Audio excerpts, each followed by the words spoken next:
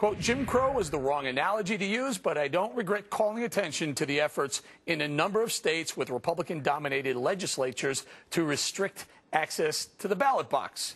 Brings a tear to my eye. Please welcome back to Follow the Money, Sean Spicer, RNC Communications Director, to help us explain the latest example of Dems misspeaking, Sean, misspeaking or race baiting. Or C, all of the above, Eric. It's good to see you.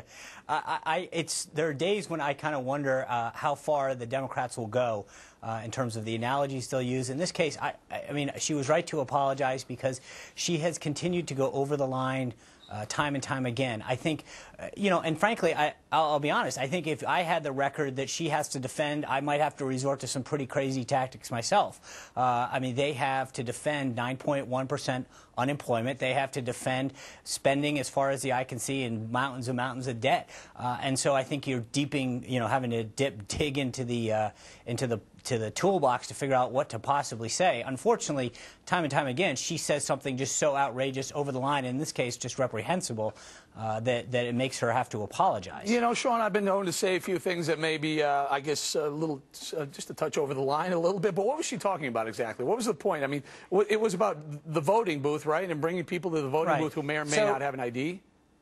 Right. So in about 30 states throughout the country, there are efforts to in an effort to end voter fraud, basically say that voters have to show photo ID, any kind of photo ID, the same kind of photo ID that's used to get into a federal building, get on a plane, cash a Medicare, Medicaid check. I mean, we all know, I mean, in New York, where you guys are, you can't get into a commercial building without an ID. Democrats somehow equate that to Jim Crow laws, which is just, again, I think somewhat of a, not even a stretch, but well over the line. Well over the line. Hey, Sean, I remember Acorn gathering up and busing people, unsuspecting people, to polling places. I don't hear the Republicans doing any sort of tactics like that. Maybe this is just the diversion of attention.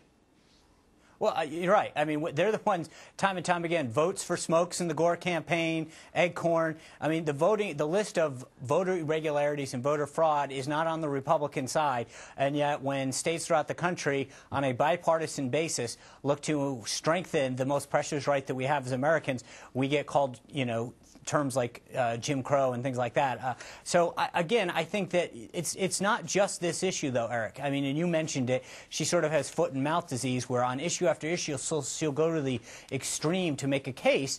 What she doesn't want to talk about, and again, is the Obama record. Right. They don't want to talk about the economy. They don't want to talk about Jim Crow laws, and they don't want to talk about Anthony Weiner. All right, I'll say, well, maybe they do now. They do, but they didn't before. Sean, thank you very much for joining us, friend.